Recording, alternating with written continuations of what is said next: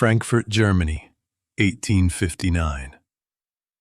It's a lazy afternoon at a fancy hotel restaurant. When the lunch bell rings, everyone in the dining room does the same thing. They all turn to watch the entrance. They're waiting for him. The strange old man who shows up at exactly the same time every single day. Wild white hair like a lion's mane, shoulders hunched under the weight of age. But those eyes, sharp as a hawk hunting prey. The moment he walks in, he heads straight for his corner table and orders 2 full meals. 2 plates, 1 empty chair across from him. People whisper, "Who's he waiting for?" But the guest who takes that seat isn't human. It's a curly-haired brown poodle. The old man doesn't even glance at the people around him. Instead, he leans toward the dog and whispers in the gentlest voice imaginable, "You're so much better than humans." People watching this scene shake their heads and call him the philosopher of hate, the bitter genius who spent his entire life hiding behind walls of solitude, shouting the world is hell and life is nothing but suffering. His name? Arthur Schopenhauer. But here's the thing. The man we remember as that arrogant old jerk who only spewed insults? Hidden in the pages of his diary were tears he never wanted anyone to see. Why did he trust animals more than people? Why did he spend his whole life trying to prove that the world is a garbage dump? This isn't some dry philosophy lecture. This is the story of a 9-year-old boy, abandoned in a foreign country, where he couldn't even speak the language. A 17-year-old who had to stare at his father's cold corpse. A man whose own mother, his only blood relative, told him, "You're unbearably irritating and impossible to live with." Words that stabbed into his chest for the rest of his life. He became the world's most famous trash talker. But deep down, there was still that little boy who just wanted to be loved. The boy who cried silently into his pillow every night, a loaded gun hidden underneath it. Today, we're going to slowly walk through the life of this twisted genius, because looking into his life might help us understand the real meaning of the loneliness and wounds we all carry inside. What do we do when the world doesn't recognize us? When the person we trusted most hurts us? How do we keep going? Now, the real story of Schopenhauer begins. The man who found wisdom at the very end of solitude. Let's travel back in time to February 22nd, 1788. Picture the city of Danzig, where rough Baltic Sea waves crash against stone walls. In one of the grand mansions of this city, a baby's first cry rang out. That baby was Arthur Schopenhauer, the man we're about to meet today. Back then, the Schopenhauer family was what we'd call total royalty. Old money. Mega rich. His father Heinrich was one of the biggest merchants in Danzig. Massive wealth. Massive prestige. His mother Johanna was 19 years younger than her husband. Stunningly beautiful. Brilliant. Intellectual. In the family's grand living room, there was this beautiful inscription carved into the wall. No happiness without freedom. Pretty inspiring, right?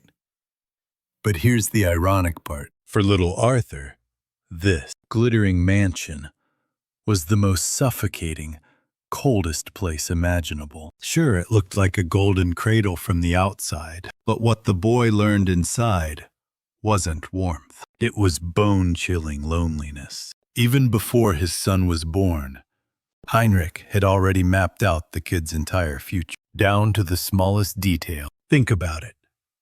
When you name your child, what do you usually think about? You want them to be healthy, to be kind, to be happy. You're putting blessings into that name. But Heinrich's calculation was ice cold and purely practical. When choosing his son's name, he didn't think about love. He thought about usefulness, about function. He picked the name Arthur because it spelled exactly the same way in German, French, and English. And there was a brutally clear ambition behind this choice. My son will travel the world making money, not stuck in some tiny corner of Germany. He'll be an international businessman. So he needs a name that's easy to pronounce and write anyway. For this newborn baby, his name wasn't a blessing. It was a heavy label, a forced command that he would inherit the family business. From the moment of his birth, Arthur wasn't seen as a dignified human being. He was a useful tool, reserved to make the family even more prosperous. So what about his relationship with his mother? Young Johanna wanted to be the star of every party, fluttering around high society like a butterfly. She never offered her son a warm embrace. Years later, she would write something shockingly cold in her own records. I never even pretended to love my husband, and he never asked me to. We were together for our own purposes. That's all.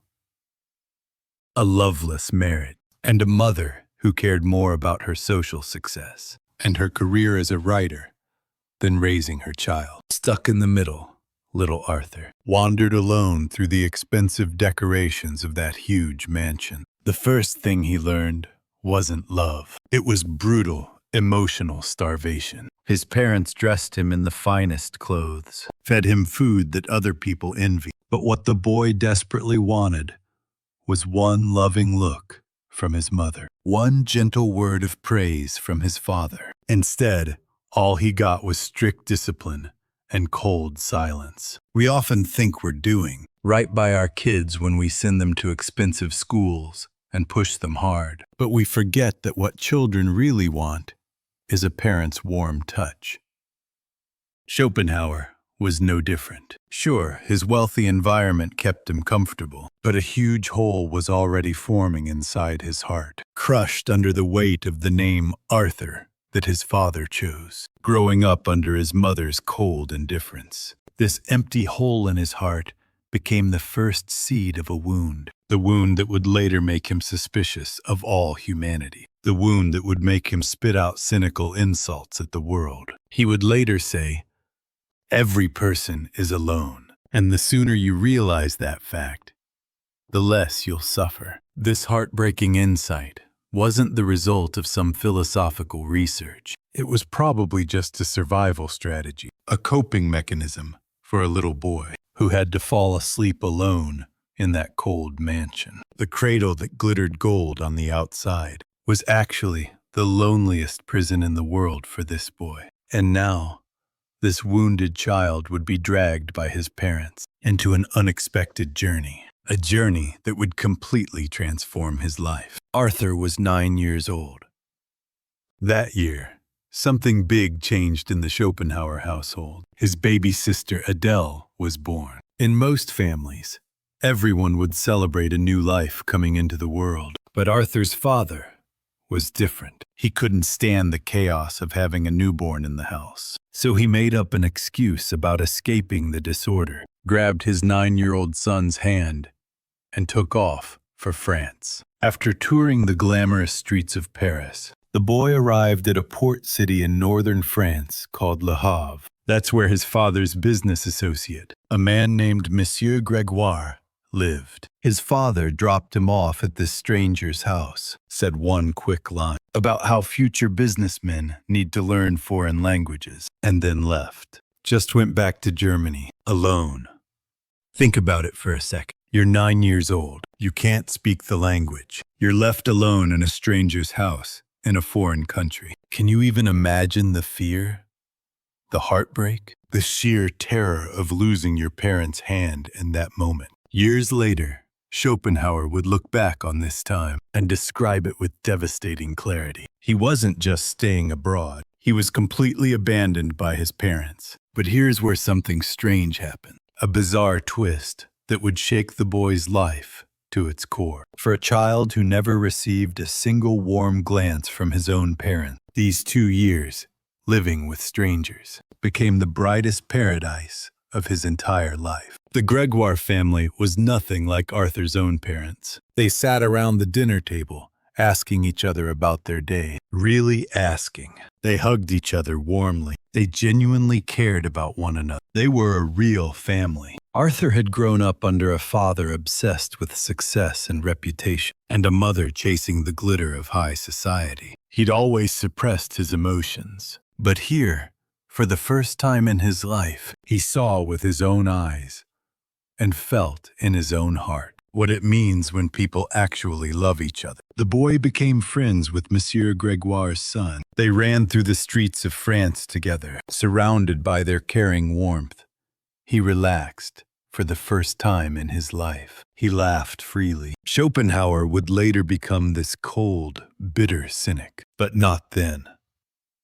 Not during those 2 years. He wrote, "I spent the happiest part of my childhood in that kind little town. That breaks my heart. The time he spent with strangers, people who didn't share a drop of his blood, was so much happier than living with his actual parents." He loved the warmth of that place so much that, when he returned to Germany 2 years later, he'd almost completely forgotten his native German. He could barely communicate with his own parents. It was like he wanted to erase every memory of the pain and loneliness he'd felt in Germany.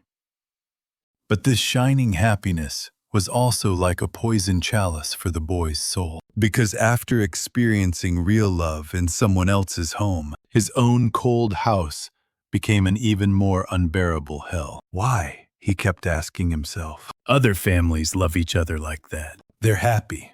So why don't my parents love me? Why is my home so barren? The memory of that brief paradise in Le Havre paradoxically carved even deeper resentment and loneliness into the boy's heart. If he'd never known what real warmth felt like, maybe it would have been easier. But now that he'd tasted it, going back to Germany felt like returning to a cold place of exile. Now this boy leaves behind the warmest 2 years of his life. He walks back to a home he never wanted to return to. And what's waiting for him there isn't a warm welcome. It's a massive tragedy that would mark the 15-year-old boy's view of all humanity forever. At 15 years old, Arthur Schopenhauer stood at a crossroads. It was the most glamorous and yet most tragic moment of his life. He was about to embark on a massive journey with his parents, a year-long tour across all of Europe. The Grand Tour. Think of it like the ultimate luxury cruise around the world, an incredibly lavish family vacation. But beneath this dazzling trip was his father Heinrich's cold, calculated plan. His father made his son an offer that was hard to refuse. A secret deal. "Arthur, if you choose this European tour, when we get back, you'll immediately start your apprenticeship as a merchant. You'll take over my business. But if you want to pursue education instead, I'll enroll you in the gymnasium right now." No trip, just school. For a 15-year-old boy, the temptation of a glamorous European tour was irresistible. In the end, Arthur chose the trip, and that choice became a kind of devil's bargain. He'd just mortgaged himself into a merchant's life, a life he never wanted. The journey went through glamorous Paris, and then headed south to a beautiful port city in southern France called Toulon. Under the brilliant Mediterranean sun, in that gorgeous place, the boy witnessed a scene he would never forget. It was a prison inside the naval shipyard called the Bagne. This was the infamous prison where Jean Valjean, the main character of Les Miserables, would later be held. Thousands of prisoners were chained up like animals, forced into brutal labor. The boy's mother, Johanna, saw this miserable sight and wrote this in her journal. Among hundreds of men clanking in chains, many looked like demon masks. Others had descended into a stupid, bestial state. Some were screaming madly or laughing like lunatics. Johanna concluded firmly. The arsenal at Toulon was truly a place like hell. But the shock that 15-year-old Arthur felt was far deeper, far more bone-chilling than his mother's. In his diary that day, he wrote the German word for terrible, schrecklich, 4 times in a single paragraph. His whole body was trembling. Nobles in fine silk clothes, laughing right next to fellow human beings, being whipped like beasts, rotting away. The boy felt to his core that this was a punishment worse than death. Do you remember the most shocking moment of your life? Most of us learn about the world through books, but Schopenhauer was different. Before he received any formal philosophical education, there in that prison at Toulon, he carved one truth deep into his heart. The essence of life is suffering. He would later reflect, just as young Buddha gained enlightenment by seeing the sick and dying, I became a philosopher by witnessing this misery. This intense memory would later become his most famous lament, a cry that echoed around the world. Are we not all fellow inmates of a forced labor camp? The prisoners doing forced labor in that hellish prison, himself living lonely in a grand mansion. In the end, we're all just fellow prisoners, trapped in the massive prison called life. That was his brutal realization. Schopenhauer heard the clanking chains at Toulon and saw not just the tragedy of prisoners, he saw the tragedy of all humanity. The world as he saw it was no longer a fun, beautiful playground. It was a massive hell that could swallow anyone whole at any moment.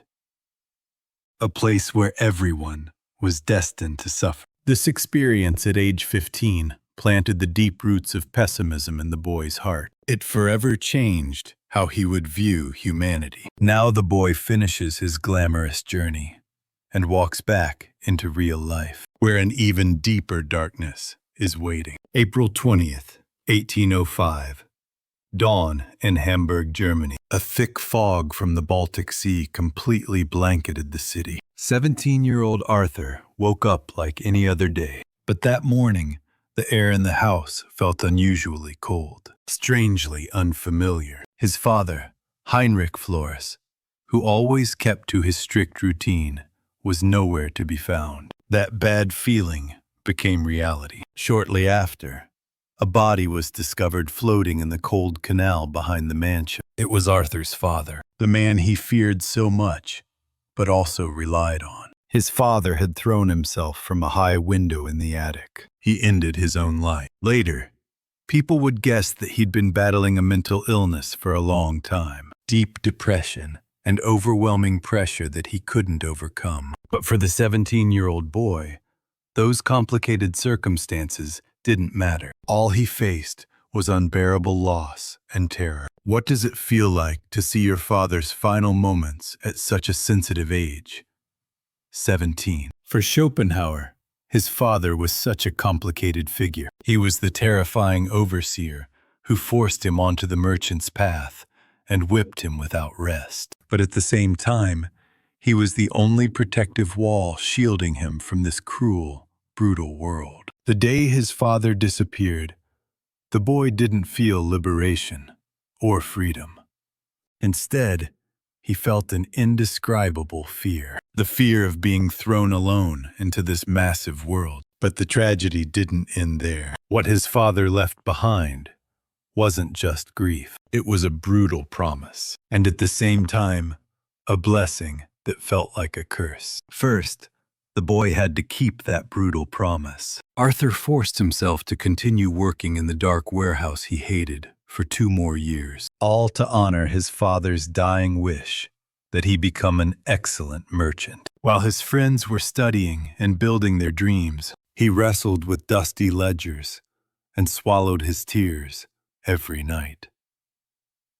Looking back on this time, Schopenhauer would later confess, "It was the period when my spirit sank to its darkest and deepest point." But his father also left him another inheritance: golden chains. Heinrich left his son a massive fortune. In today's money, it would be worth tens of millions of dollars. This money became the key to independence. It allowed Schopenhauer to spend his entire life studying philosophy without ever worrying about making a living. Isn't that ironic? The father who drove him into the merchant's path and made him miserable, paradoxically, gave him the economic freedom to pursue the philosopher's path he wanted most. Through his father's death, Schopenhauer learned how to stand alone in the world. And only by clutching that pile of gold coins could he finally take his first step toward the truth he sought. But the deep wound in his heart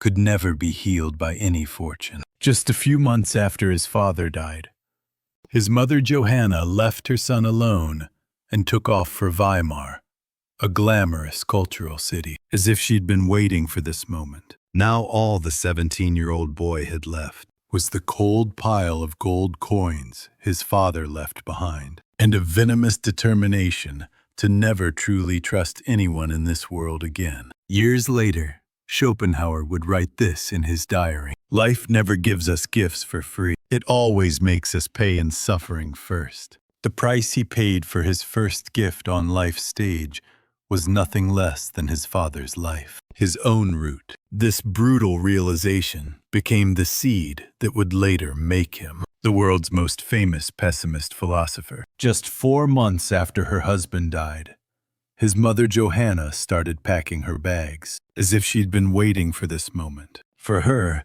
the grand mansion in Hamburg was just a prison, full of her depressed husband and boring domestic labor. She sold the Hamburg house without a second thought and left for Weimar, the heart of German culture and arts at the time. But there was no seat for her son Arthur on that glamorous carriage. She only took her 8-year-old daughter, Adele. 17-year-old Arthur was left alone in empty Hamburg. His father was dead. His mother, his only family left in the world, abandoned him like a piece of luggage and drove away. Can you imagine the devastating sense of betrayal that boy must have felt? Schopenhauer watched the carriage disappear, his mother turning her back on him, and he closed the last door of trust he had in the world. He resented his mother for abandoning him, but he also kept his promise to his father. For 2 more years, he stuck it out alone in Hamburg, studying the merchant trade he hated. He called this period the time when his spirit sank to its darkest point. Meanwhile, his mother Johanna was living it up in a completely different world in Weimar. She mingled with the biggest names of the era, people like Goethe, and became a social star, a hugely successful best-selling author. Every time her son sent her letters begging for comfort from his loneliness and isolation, she didn't send gentle encouragement. She sent replies that drove nails into his heart. In 1807, Johanna sent a letter with contents so cruel you could barely believe a mother wrote them to her own son. "You're not a bad person, but you are unbearably irritating and impossible to live with. Living with you would be far too painful for me." She blamed him, saying his prickly, gloomy personality made her unhappy, that his very existence made her miserable. When he wanted to come visit her in Weimar, she drove the nail in deeper. "I want to hear that you're happy, but I don't want to see that happiness with my own eyes." This wasn't just scolding a moody teenage son. This was an emotional death sentence. His own mother was basically saying, "I can't stand who you are. Don't ever show your face to me again." To her, her son was just an inconvenient presence, getting in the way of her glamorous social life. Finally, in 1814, after a huge fight, the two of them decided to become strangers forever. His mother sent him one last letter: "Our door is closed forever." And they actually never saw each other's faces again for 24 years, until death. When Johanna eventually died, Schopenhauer didn't even go to her funeral. People around him called him cold-hearted. But the truth is, he was just a pitiful child who lived his whole life carrying the wound of being rejected by his mother. The betrayal from his closest person made him distrust all of humanity. And this becomes the crucial background for understanding why he later lived in solitude. 1813.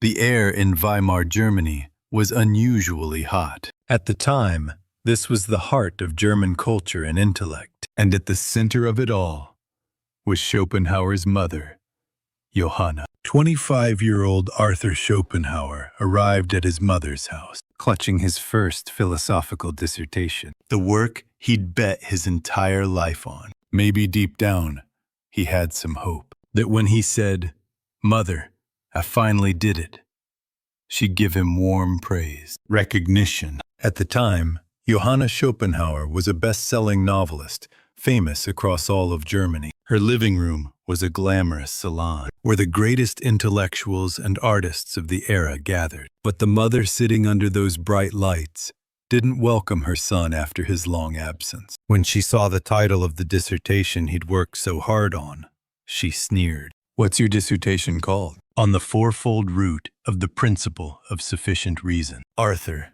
this sounds like a dry prescription that only pharmacists would read." This cold mockery left a permanent scar on the young man's heart. The one person who should believe in him when the whole world points fingers, his own mother. And she dismissed his hard work as something like a prescription. The wounded son didn't hold back. He fired back, attacking his mother's pride head on with his own venom. "Your books will be used as firewood someday and disappear, but my writing will be read until the end of the world." Between mother and son, there were no warm feelings, only sharp words cutting down each other's souls. Then one day, an unexpected guest arrived at this salon thick with hostile tension. It was Germany's great literary giant, the living legend himself, Goethe. Goethe's gaze turned to an unexpected place. The young man sitting alone in the corner, seething with quiet rage. "Arthur." With his exceptional eye, Goethe read the young man's dissertation, and his reaction shocked everyone. Goethe, the greatest genius of the age, immediately recognized the brilliant spark of genius in this unknown young man's writing. Do you remember that electric thrill when someone recognizes your true value for the first time? Schopenhauer had grown up hearing his mother say, "You're nothing," over and over, always dismissed, always rejected. To him, Goethe's recognition was more precious than any jewel. It was salvation. Goethe even left Johanna with a deeply meaningful warning. "Leave this boy alone. He will grow to become a great man who will tower above not just you, but all of us." But even this praise from the great prophet Goethe couldn't change Johanna's closed heart. Actually, it backfired. Johanna couldn't stand the fact that her son would become more famous than her, get higher praise than her. A mother's jealousy eventually drove their relationship to an irreversible catastrophe. Schopenhauer had grabbed a golden opportunity to make his name known to the world by standing on the shoulders of the giant Goethe. But from the person whose love he wanted most, his mother, he was forever rejected. He learned a brutal truth. No matter how much genius you have, or how great your achievements are, the envy and jealousy of those close to you is more terrifying than any enemy's attack. In the end, he left Weimar, leaving behind Goethe, his only supporter, with a resolution to never hope for anyone's help again, to never depend on anyone's approval. He walked boldly onto the lonely path of writing, isolating himself to fight the world with only his own strength. This was the moment when the great philosopher truly began to stand on his own. In 1814, he moved to the beautiful German city of Dresden. Now there was no one by his side, no family, no friends, no teachers.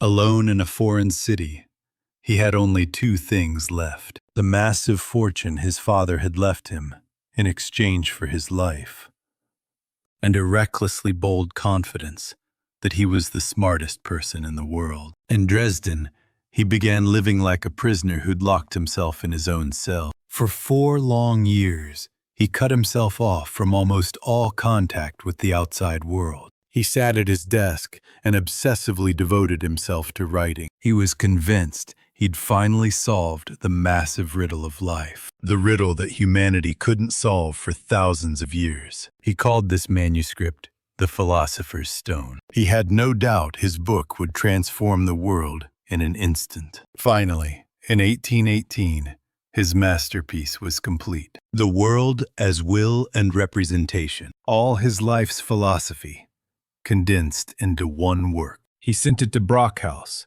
a famous publishing house at the time, along with a letter so arrogant it's embarrassing to read even now. This book will be the source and origin of countless books yet to be born. It will hold eternal, unchanging value for humanity. He was certain that as soon as the book hit the shelves, the whole world would flip upside down. He waited for the day when his bold promise to his mother would finally come true. The promise that her books would become firewood, while his writing would last forever. But reality was far colder and more ruthless than he'd imagined. A year passed after the book was published. Then 2 years. The world remained terrifyingly quiet. Forget praise. There wasn't even criticism. Critics stayed silent. The public didn't give his book a single glance. Then came the devastating news from the publisher.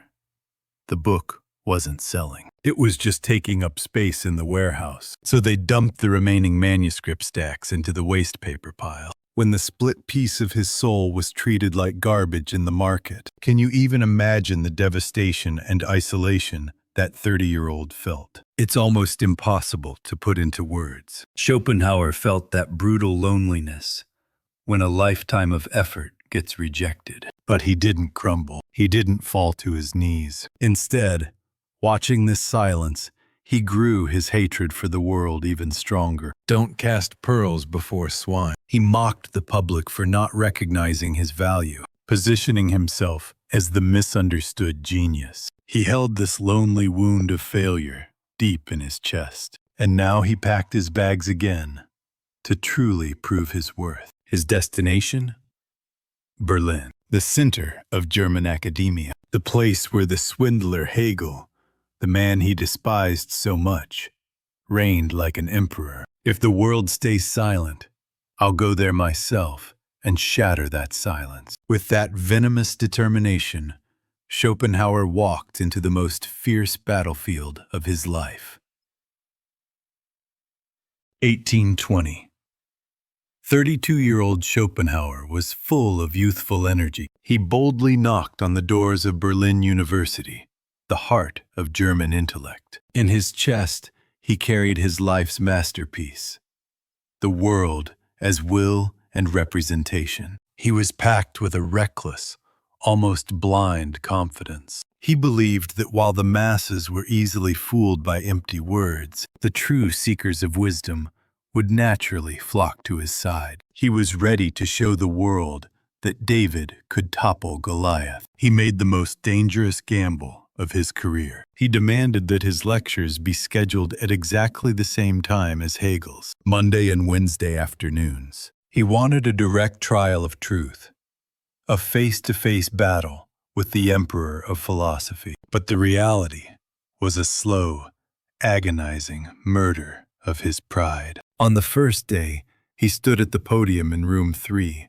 his heart pounding with anticipation. He watched the door, expecting a flood of eager students. Instead, only 5 people sat scattered in the back, looking as if they were in the wrong room. Next door, in room 1, the hallway was a battlefield. Hundreds of students fought for a seat just to catch a glimpse of Hegel. The thunderous applause and enthusiastic cheers from the next room shook the very walls Schopenhauer leaned against. Every cheer for his rival felt like a physical lash against his soul. The following week, the humiliation deepened. 5 students became 4, then 3. By the 7th week, the number reached a chilling 0. He sat alone in that massive hall, staring at 50 empty chairs for a full hour. The dust motes dancing in the air seemed to mock his silence. He had to face the most brutal truth of all. The world was not ready for his truth, and his genius was being treated like trash. That night, in the dim light of a flickering candle, he opened his diary with trembling hands. "Today was the most humiliating day of my life," he wrote. "This university is a den of frauds. Truth does not sell in this filthy marketplace where students seek social status. not wisdom. People mocked him as a failure who didn't know his place. But this failure left a cynical, ice-cold conviction in his chest. As he prepared to flee Berlin, he clenched his fist and made a solemn vow. Just wait. After time passes, history will eventually be on my side. Years passed until 1831, when a terrifying cholera outbreak swept through Berlin. Schopenhauer, who had always been unusually terrified of death, fled the city instantly. But his rival Hegel decided to stay. The result was tragic. Hegel, the emperor of philosophy, died a futile death from the disease. Isn't that life's greatest irony? He lost miserably in the war of the classroom, but in the end, in the cold survival competition of life, Schopenhauer was the one who lasted. He carved this bitter humiliation and his rival's death deep into his spirit. And now, he was about to begin a long, silent life of seclusion in Frankfurt, a sanctuary of solitude where no one would disturb him. He would no longer wait for the world's applause. Instead, he would lock his door and search for the deepest truth in the shadows of his own heart. 1833. 45-year-old Schopenhauer packed his heavy bags and settled in Frankfurt, Germany. Behind him were the devastating failures he'd tasted at Berlin University and the noisy lawsuit with his neighbor. He decided to lock the door to the world himself. The 27 years he spent here flowed with precision and stillness, like a stopped pendulum. When entering the second half of life, some people dream of a noisy, glamorous old age. But Schopenhauer was different. He finally found true peace in a routine so rigid that others would find it boring. His day always started at 7 a.m. The moment he opened his eyes, he washed his body with cold water that jolted him awake. Then he'd have 1 cup of rich, fragrant coffee he brewed himself. Until noon, he'd immerse himself only in writing. During those hours, his mother's curses couldn't enter his room, and Hegel's mockery didn't dare come in. To him, his desk was the most powerful fortress for fighting the world. When noon came and his writing was done, he'd take out his flute. People mocked him a pessimist who shouts that life is suffering. Playing an instrument? But for him, music was the only emergency exit from this hellish world. A sad philosopher playing cheerful flute melodies. After playing, he always headed to his regular restaurant, the Englischerhof. He always sat in a corner table and ate lunch alone. But the people of Frankfurt had one famous spectacle: Schopenhauer's habit of placing a single gold coin on the table before starting his meal. He made this cynical bet with himself. If those officers at the next table don't gossip about others today, if they talk about something other than women or food, I'll donate this gold coin to the poor. But according to stories, that gold coin went back into his pocket for a very long time. This shows just how deep his distrust of human nature ran. For Schopenhauer, solitude wasn't a punishment to avoid. It was more like a sturdy fortress, protecting him warmly from the rough storm of the world. In the afternoon, he'd walk along the river with his only close friend, Atma, his brown poodle. People saw him talking to his dog and pointed fingers, calling him a crazy old man. But he already knew that an animal wagging its tail and staying by your side is far nobler than a human who offers empty comfort and then stabs you in the back. He stroked Atma's fur and filled himself with the warmth he never received from humans.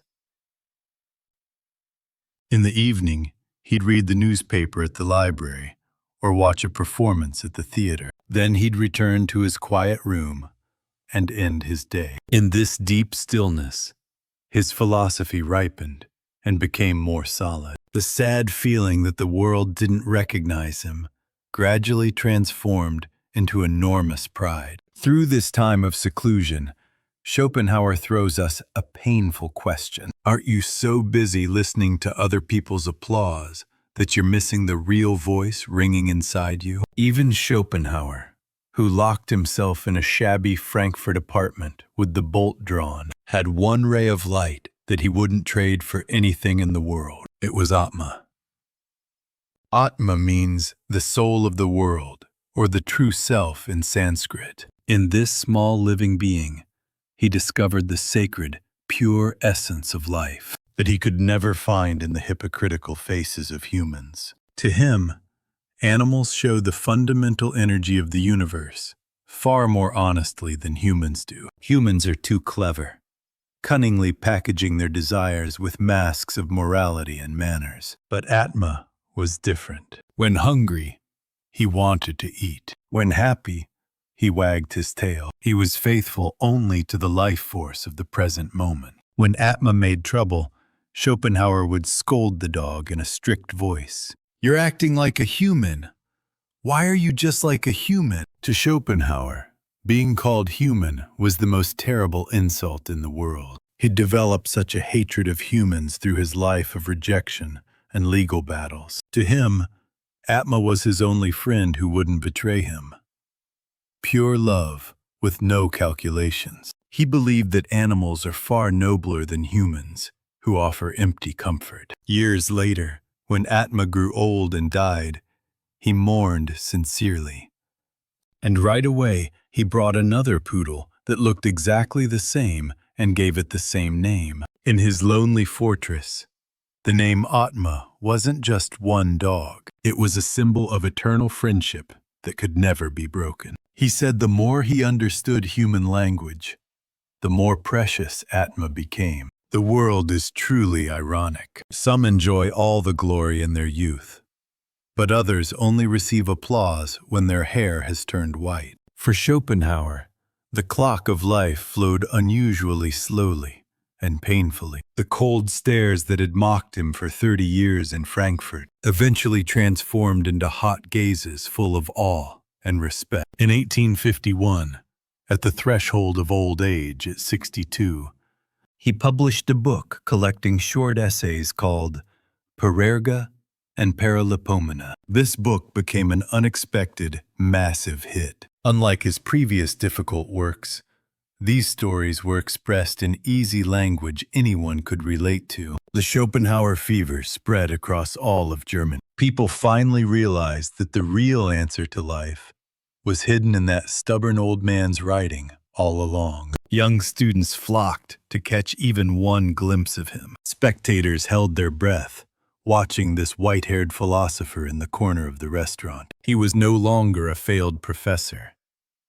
He was a living legend. In a letter to a friend, he wrote about his overwhelming feelings. "My Nile has finally reached the sea." For 70 long years, the river of his life had been twisted and blocked, passing through valleys of suffering. But he proved that if you don't stop, you will definitely reach your own sea. Friday morning, September 21st, 1860. The autumn sky over Frankfurt was brilliantly blue and clear. 72-year-old Schopenhauer opened his eyes at 7 a.m., just like always. Fan letters were piled like a mountain on his desk. He finished his breakfast peacefully and sat on the living room sofa, opening the window wide. The cool autumn breeze flowed in and gently brushed his white hair. That morning, fate handed him the final gift: a peaceful death with no pain. When the maid entered the room an hour later, he was leaning against the corner of the sofa with his eyes gently closed. He had entered a deep, eternal sleep. This philosopher, who'd spent his whole life shouting that life was hell, departed to eternal rest with the most peaceful expression. His will was simple. Don't write anything. Just write my name, Arthur Schopenhauer. If someone has read my books, they'll already know who I am. On his tombstone in Frankfurt, there is no birth or death date. Only 3 words are clearly carved into the cold stone: Arthur Schopenhauer. This was his final pride. to never be swayed by fake applause or hollow fame. Schopenhauer was a man emotionally abandoned by his parents, thoroughly ignored by the world. But he didn't avoid the pain. Instead, he walked deeper into the abyss of loneliness and built his own great castle of philosophy. To us, he sends this final message. Don't wear yourself down trying so hard to be loved by people. In the end, what's most important isn't noisy praise from others. It's keeping the quiet peace inside you. This lonely old man could finally smile the brightest smile at the moment of death. Within his pessimism, he showed us how to live firmly and proudly as the master of our own lives. I hope that when we face our final moment, we can close our eyes peacefully saying, I lived fiercely and magnificently. I'll always cheer for your noble life as you walk your own path steadfastly, like Schopenhauer. Thank you for listening.